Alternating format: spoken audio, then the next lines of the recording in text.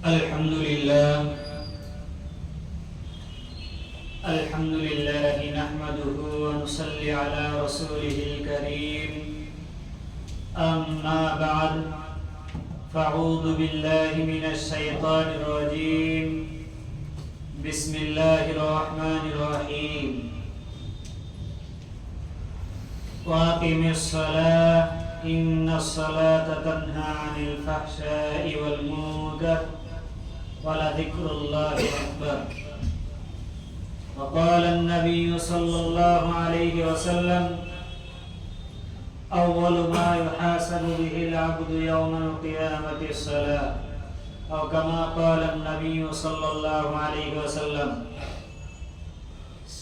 আল্লাহ তাবারক তাআলা লাখ লাখ শুকরিয়া জি আল্লাহ তাবারক তাআলা সকলকৈ যি ডাঙৰ নিয়ামত সেই নিয়ামত আদায় কৰাৰ বাবে মসজিদত আনিছে সেই মহান ৰব্বুল আলামিনৰ ওপৰত শুকৰিয়া আদায় কৰি লওক আলহামদুলিল্লাহ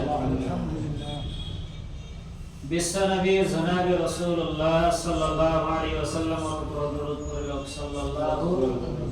আলাইহি ওয়াসাল্লাম আল্লাহ তাবাৰক তাআলা বান্দা সকলক যিমান হুকুম আহকাম নাজিল কৰিছে যিমান হুকুম যিমান আহকাম দিছে সব হুকুম আহকাম হযৰতে জিবৰিল আলাইহিস সালাতু ওয়াস সালামৰ জৰিয়তে মুহাম্মদ সাল্লাল্লাহু আলাইহি ওয়াসাল্লামৰ ওচৰলৈ আহিছে অৰ্থাৎ যিমান হুকুম আহিছে যিমান আহকাম আহিছে সব কিবা হযৰতে জিবৰিল আলাইহিস সালামৰ জৰিয়তে আহিছে ডাইৰেক্ট আনা কিন্তু এনেকুৱা এটা হুকুম আছে যেটো হুকুম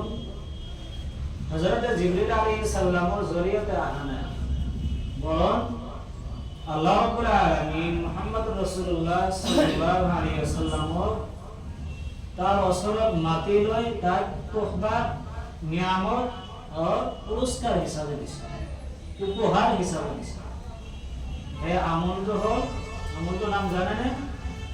আমলটোৰ নাম হল আসসালাহ নামাজ কি এই হুকুমৰ নাম হৈছে নামাজ এই নামাজ হৈছে যিমান নিয়ামত আল্লাহ তাআলা দিছে বান্দা সকলক যিমান নিয়ামত দিছে সব নিয়ামতক কৈ উত্তম নিয়ামত হৈছে নামাজ কিয়নো রাসূলুল্লাহ সাল্লাল্লাহু আলাইহি ওয়াসাল্লাম কৈছে as-salatu mi'rajul মুমিনিন নামাজ হইছে মুমিন সকলের ভাবে মিরাজ না অর্থাৎ নবী সাল্লাল্লাহু আলাইহি ওয়াসাল্লাম যে মিরাজত গেছি আল্লাহ তাবারক তাআলার লগত মুলাকাত করিব গেছি কোনবা ব্যক্তি যদি পাঁচ ওয়াক্ত নামাজ খুশুর হইতে আদায় করে এইজন ব্যক্তি যেন রাসূলুল্লাহ সাল্লাল্লাহু আলাইহি ওয়াসাল্লামের দ্বারা কি করিলা মিরাজত গেছি কিয়ানো নামাজ আদায় করা মানে আল্লাহ তাবারক তাআলার লগত কি কথা বলা যে আল্লাহ তাবারক তাআলার লগত কথা পাতি আছে কেনকে আমি যেতিয়া নামাজত থিয়া হৈ পাও আলহামদুলিল্লাহি রাব্বিল আলামিন আর রহমানির রহিম মালিকি ইয়াউমিদ্দিন যেতিয়া আমি আল্লাহ তাবারক তাআলা এই তারিখ বিলাক পড়ি থাকবো আল্লাহ তাবারক তাআলা তার জবাব দি থাকে তার কি করে জবাব দি থাকে জবাব দি থাকে মানে কি আল্লাহ তাবারক তাআলার লগত কি কথা পাতি আছে তো সকলতকৈ ডাঙৰ নিয়ামত কি নামাজ আর এই নামাজ আল্লাহ তাবারক তাআলা যে উপহার আমাক দিছে এই উপহার এই নামাজ যদি আমি ঠিকঠাক কায়েম করিব পারবো আদায় করিব পারবো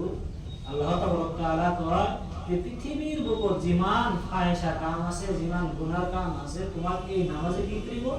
এই গুনাহৰ কামৰ পৰা তোমালোকক আঁতৰাই ৰাখিব হেফাজত কৰিব গুনাহৰ আল্লাহ তাবাৰক তাআলা কয় ওয়া আকিমিস সালাহ তোমালোকে নামাজ কায়েম কৰা কি কৰা নামাজ কায়েম কৰা আৰু ইন্নাস সালাতা তানহা আনিল ফাহশাই ওয়াল মুনকাৰ নিশ্চয় আল্লাহ তাবাৰক তাআলা কয় যে নিশ্চয় এই নামাজে ফাহিশা কাম বেয়া কামৰ পৰা আৰু অশ্লীল কামৰ পৰা হেফাজত ৰাখে এই নামাজ এতিয়া কব আমি নামাজও পঢ়ি আছো গানও শুনি আছো আমি নামাজ পঢ়ি আছো সুদ খাই আছো আমি নামাজ পঢ়ি আছো ঘুষ খাই আছো তেতিয়াহলে নামাজ এসো নামান গুনাহৰ পৰা বচাব নোৱাৰিম। তেতিয়াহ'লে চিন্তা কৰিব লাগে আমাৰ নামাজ হোৱা নাই, আমাৰ নামাজ হোৱা নাই, সেইকাৰণে আমাক নামাজে গুনাহৰ পৰা বচাই ৰাখিব নোৱাৰে। যিটো নামাজ আদা, যিটো নামাজ শুদ্ধ হ'ব, সেইটো নামাজে নিশ্চয় গুনাহৰ পৰা আমাক বচাই ৰাখিব। কিয়নো একদিন হুজুৰে পাক সাল্লাল্লাহু আলাইহি ওয়াসাল্লামৰ মজলিছত একজন সাহাবী আহি কি কৰিলে, নামাজ আদায় কৰিলে। নামাজ আদায় কৰাৰ পিছত যেতিয়া নামাজ শেষ কৰিলা, তেতিয়া ৰাসূলুল্লাহ সাল্লাল্লাহু আলাইহি ওয়াসাল্লাম ক'লা, তোমাৰ নামাজ হোৱা নাই, তুমি আকৌ নামাজ পঢ়া। তেওঁ আকৌ নামাজ আদায় কৰিলে। নামাজ আদায় কৰাৰ পিছত আকৌ ৰাসূলুল্লাহ সাল্লাল্লাহু আলাইহি ওয়াসাল্লাম ক'লা, তোমাৰ নামাজ হোৱা নাই। সেই আকৌ নামাজ আদায় কৰিলে। আকৌ ৰাসূলুল্লাহ সাল্লাল্লাহু আলাইহি ওয়াসাল্লাম ক'লা যে তোমাৰ নামাজ হোৱা নাই, তুমি আকৌ নামাজ পঢ়া। তেতিয়া সেই সাহাবীজন বললা, ইয়া রাসূলুল্লাহ, তেতিয়াহ'লে আপুনি শিকাই দিয়ক কেনেকৈ নামাজ পঢ়িব। আমি যেনেকৈ নামাজ পঢ়ো আৰু সাহাবাসকলৰ নামাজৰ ধৰণ কেনেকুৱা আছে। আমাৰ নামাজৰ ভিতৰতো বহুত দায়িত্ব। এনেচোন আমাৰ বিৰাট দায়িত্ব, কিন্তু আমি যেতিয়া নামাজ পঢ়িব আহোঁ তেতিয়াও বিৰাট দায়িত্ব। যেতিয়া নামাজত থিয় হৈ যাওঁ তেতিয়া আমাৰ দোকানৰ হিচাপ হ'ব, ক'ত বা চাবিকাপ থৈ আহিছোঁ, এনে মনত নাথাকো চাবি ক'ত থৈছো। যেতিয়া আমি নামাজত নিয়াত বান্ধিম, তাহৰিমা বান্ধিম, তেতিয়া মনত পৰে চাবিখান কি কৰিছো টেবিলৰ ডয়াৰত থৈ দিছো। ইমান সময় মই খুঁজি আছো কিন্তু পোৱা নাই, কিন্তু নামাজত যেতিয়া থিয় হৈ আছো মনত পৰিছে। আমাৰ বিৰাট দায়িত্ব নামাজত। নামাজত থিয় তাহৰিমা তাকবীৰ বান্ধি তাৰপিছত ফেনৰ ফালে চাই আছো, এনেকুৱা ডিজাইনৰ ফেন, বেলেগ মছজিদত ইয়াতকৈ ভাল দেখা গৈছে। তাৰপিছত কালাৰ যে গৈছে, সেই কালাৰটো মিলা নাই। মানে আমাৰ ইমান দায়িত্ব আহি যায় নামাজৰ সময়ত, সাহাবাসকলৰ ইমান দায়িত্ব অহা নাছিল। নামাজত যেতিয়া থিয় হৈছে তেতিয়া পৃথিৱীৰ কথা পাহৰি গৈছে। পৃথিৱীত কোন আছে না আছে, কি আছে না আছে। আমাৰ এনেকুৱা মুছল্লি আছে, নিয়াত বান্ধি আছে, এনেকুৱা চাই আছে, এনেকুৱা মুছল্লিও আছে। নিয়াদত বান্ধি আছে, পিক পেলাই আছে, থৈ পেলাই আছে, এনেকুৱা মুছল্লিও আছে। তেতিয়াহ'লে আমাৰ কিমান দায়িত্ব। আৰু যদি কেতিয়াবা ইমাম সাহেব এনেকুৱা কৰে, গোটেই মুছল্লি কাহ লাগি যায়, এনেকুৱা মুছল্লি। তো নামাজত আমাৰ ইমান দায়িত্ব আহি যায়, আমাৰ খুশুখুজি নহয়, খুশুখুজি নহয়, পৰিপূৰ্ণ নামাজ নহয়। কোনবা ব্যক্তি যদি পৰিপূৰ্ণ নামাজ পঢ়ে খুশুখুজিৰ সৈতে, এইজন ব্যক্তি আল্লাহ তাআলা কৈছে কি যে সেই নামাজত গুনাহৰ পৰা হেফাজত কৰে। একজনে সুবহানাল্লাহ ক'লে হ'ব, বাকীবিলাক থাকিলেও ইনশাআল্লাহ আমি শুনি থাকো। তো কি কৰিব, গুনাহৰ পৰা নামাজে হেফাজত কৰিব। রাসূলুল্লাহ সাল্লাল্লাহু আলাইহি ওয়াসাল্লাম কয়, আমি যে ফরজ নামাজ আদায় করি, আমি সবাই ফেরেশতা নহয় না, আমার ভুল হবে, বিভাগী এনেকুৱা খেয়ালও আহিব। সাহাবাসকলৰ কিছুমান আহিছিল, কিন্তু আমাক কণ্ট্ৰলত ৰাখিব লাগে। যেতিয়াই আহে তেতিয়াই আমাক নামাজত ধ্যান দিব লাগে। ৰাসূলুল্লাহ সাল্লাল্লাহু আলাইহি ওয়াসাল্লাম কয় যে কোনবা ব্যক্তিৰ যদি ফৰজ নামাজ এনেকুৱা কমতি হৈ যায়, কিবা কি ভুলৰ কাৰণে কমি হয়ে যায়, সওয়াবত কম হয়ে যায়, কমজোর হয়ে যায়, তেতিয়াহ'লে কিয়ামতের দিনে কি হবে। রাসূলুল্লাহ সাল্লাল্লাহু আলাইহি ওয়াসাল্লাম কয়, ইন্না আউওয়ালা মা ইহাসাবু বিহিন নাসু বিহি ইয়াউমাল কিয়ামা মিন আমালিহিস সালাহ। সর্বপ্রথম রাসূলুল্লাহ সাল্লাল্লাহু আলাইহি ওয়াসাল্লাম কৈ আছে যে কিয়ামতের দিনে সর্বপ্রথম যেটো হিসাব লোৱা হ'ব, যি আমলৰ হিসাব লোৱা হ'ব বান্দাসকলৰ, সেইটো হ'ল কি নামাজ। নামাজ তাৰপিছত কলা ইয়াকুল কেনেকৈ হিসাব লোৱা হ'ব, হিসাবৰ সিস্টেমটো কেনেকৈ হ'ব, রাসূলুল্লাহ সাল্লাল্লাহু আলাইহি ওয়াসাল্লাম কৈ আছে। يقول ربنا جل وعز بملائكته وهو أعلم انظروا في صلاة عبدي। আল্লাহ তাআলা ফেরেশতাসকলক কব, হে ফেরেশতা, আল্লাহ তাআলা জানে কোন বান্দা কেনেকৈ নামাজ পঢ়ি আছে, কোনে কি কৰি আছে, কোনে 4 ওয়াক্ত নামাজ পঢ়ি গোটেই ৰাতি গেম খেলি ফজৰত নাহে, এটাও জানে আল্লাহ তাআলা। কোনে 2 ওয়াক্ত পঢ়ি 3 ওয়াক্ত নপঢ়ে, এটাও জানে। কোনে কি কৰি আছে সব আল্লাহ তাআলা জানে, জানে না নাই? এতিয়া আপনি আমি জানব না, কিন্তু আল্লাহ তাআলা ভালোই জানে। আল্লাহ তাআলা জানা হতো উনজুরু ওয়া হুয়া আলাম, আল্লাহ তাআলা জানা পিছতো কি কৰি আছে, ফেৰেশতাসকলক ঘুৰি আছে। সেই ফেরেশতাসকল সরাসরি মোর বান্দার নামাজের অবস্থা কি আছে সব উনজুরু ফি সালাতি আমরি মোর বান্দার নামাজের অবস্থা সব আতাম মাহা আমনা কাসা এই পরিপূর্ণ নামাজ আদায় করেছে নে কিবা কি নামাজের ঘাটতি আছে কমি আছে তারপিছত ফেরেশতাগণে কি করে ফাইন কানা তামাতান কুতিবাত লাহু তাম্মা যদি তার পরিপূর্ণ নামাজ হয়ে থাকে ভাল নামাজ হয়ে থাকে তাহলে তার পরিপূর্ণ নামাজও সব লিখে দিয়ে পরিপূর্ণ নামাজ লিখে দিয়ে হ্যাঁ ওয়া ইন কানা ইনতাকাসা মিনহা শাইআ আর যদি কিবা কি অলপমান কমজোরি হয়ে থাকে কিবা কি তাহলে কি করা কুনজুরু হাল ইয়াবদি মিন তাতাউইন যে মোর বান্দার যে নফল নামাজ বিলাক আছে এই বিলাক দি নফল নামাজ দিয়ে কি করা মোর বান্দার নামাজও এই ফরজ নামাজের যে অলপমান ঘাটতি আছে এই কমিটু এই নফল নামাজে দিয়ে কি করে দিয়া পরিপূর্ণ করে দিয়া সুবহানাল্লাহ আল্লাহ তাআলা আর কি করিব নফল নামাজ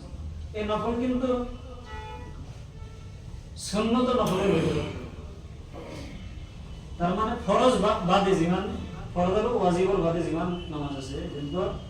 সুন্নত আছে আসলে হাদিসের ভাষা নামাজের দুই গেছে ফরজ আর নফল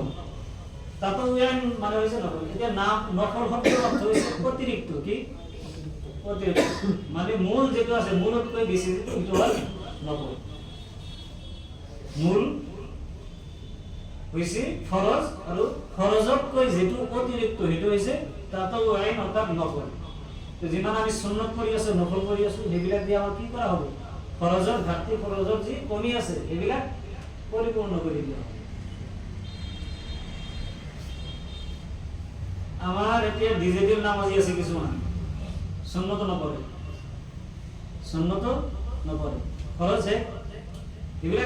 ওলাই বেশি জুমার নামাজ নামাজ है দোয়া है ওলাই গলা মসজিদ সুন্নত পড়িবেন সুন্নত মানে এই ফেরেশতার খালা তো কি ভাই এই পিহাগর ভাই পিহাগর লাগা খালা মানে इनको লাগে যে এতে আসমান উপরে নাজিল হইছে ফেরেশতা গুনাহ না বেগুনাহ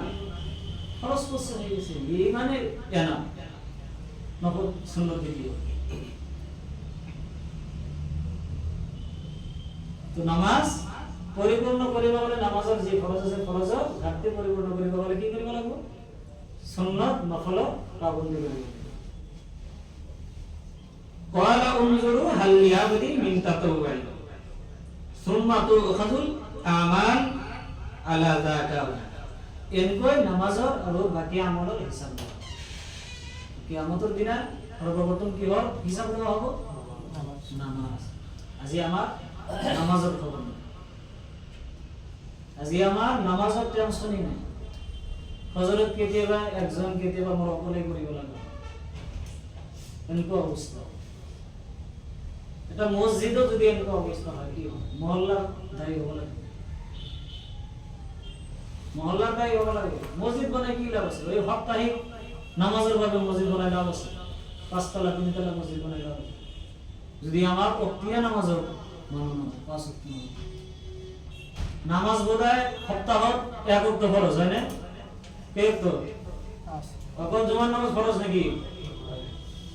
না 5 দিনত 5 ওয়াক্ত না সপ্তাহত এক ওয়াক্ত ফরজ কে ওয়াক্ত ফরজ মোর যদি এনকো লাগে আছে সপ্তাহত এক ওয়াক্ত ফরজ নাহলে জুমার দিনে ভর্তি হয়ে যায় কিন্তু বাকি নামাজ না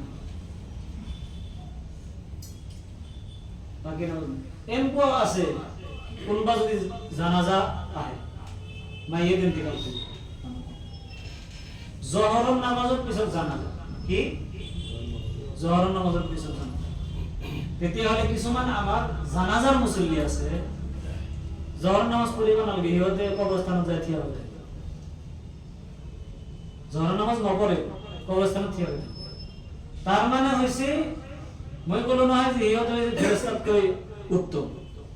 নাউজুবিল্লাহ না পড়ে মানে হিতে আর বেশি জানে জানাজার নামাজ কি ফরজ না ফরজে কিফায়া কি ফরজে কিফায়া ফরজ এটা আছে ফরজে আইন আর এটা আছে ফরজে কিফায়া আপনার জানাজার নামাজ গাওয়ার ভিতর 4-5 জনা 2-3 জনা যদি জানাজা পড়ি দিয়ে আপনার গুনাহ না আদায় হয়ে যাবে।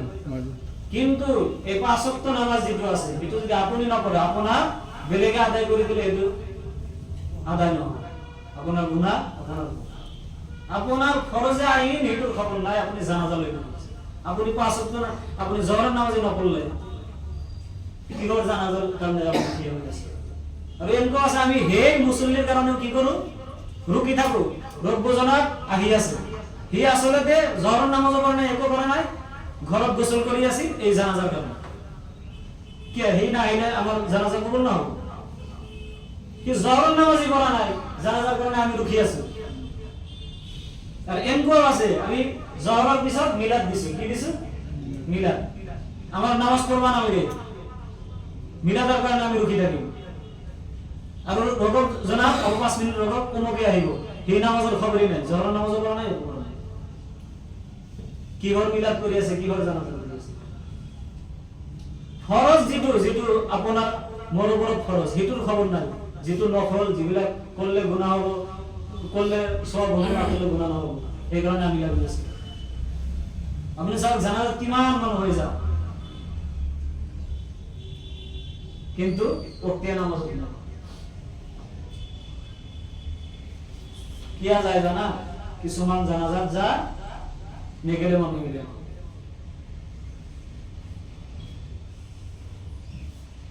নেগেলে তো কিছুমানে হব পারে হি জানে যে ওই ওক্তিয়া নামাজতকৈ জানাজার নামাজ উত্তম বেশি না, আপনার উপর ফরজ 5 ওয়াক্ত নামাজ ফরজ, আপনি এনেকুৱা কৰব নোৱাৰে। আজি মসজিদ বিলাক খালি হৈ আছে, নামাজৰ আগ্ৰহ নাই, নামাজৰ আহিলে আমাৰ সময় নহয়, আহিব সময় নহয়, আমাৰ কেতিয়া যেতিয়া আমাক নামাজৰ হিসাব দিব লাগিব, কিয়ামতৰ দিনা আমি ফাঁসি যাম এই নামাজৰ কারণে, আর ভগবতন হিসাবত যদি আমি ফাঁসি যাও তেতিয়াহলে আমার কি অবস্থা। ইনশাআল্লাহ আমি নামাজের গুরুত্ব দিব ইনশাআল্লাহ, আল্লাহ তাআলা সকলকে 5 ওয়াক্ত নামাজ তৌফিক দান করুন। আমিন।